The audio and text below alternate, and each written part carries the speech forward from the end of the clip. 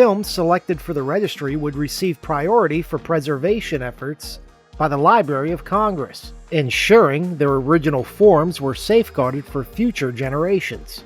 Early editions included classics like Citizen Kane, Gone with the Wind, and The Maltese Falcon. The criteria reflected Lucas's beliefs that films are historical documents, capturing the aesthetics, values, and technological limitations of their time. It's also a little bit of economic butchery, too, because if people are wondering why some of these titles were selected, for example, It's a Wonderful Life, it's because the film, as you know, is out of copyright. Anyone can do anything they want with it. Television stations can run it for free, and people with color computers can now colorize it and sell it as their own. And again, as a result of that, the fact is that in a way the colorizers are appropriating somebody else's work, because Frank Capra makes no money from this movie. Jimmy Stewart makes no money from this movie. The writers, the technicians make no money. Only the colorizers have found a way to make it new and sell it again. And the guy who shot it in black and white and put all the effort in getting the lighting in black and white, he doesn't make a penny either. Forget about him. One of the most important provisions of the Act was its stance on material alterations. It explicitly sought to protect films from changes like colorization, dubbing, or re-editing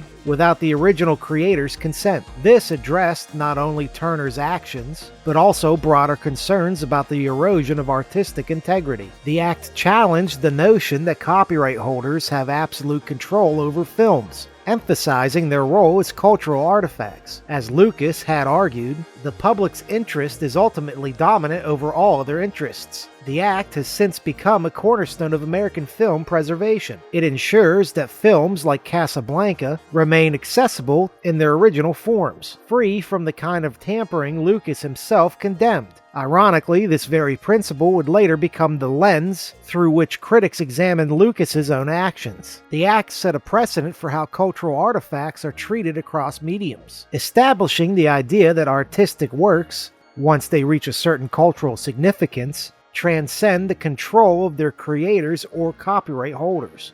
There's a saying that films aren't, well, I guess there's a saying among directors that a film is never finished, it's just abandoned.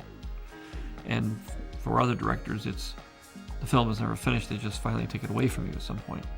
But no matter how the story goes, the director is usually left frustrated and not feeling that he's been able to complete his vision, or it's been altered one way or another.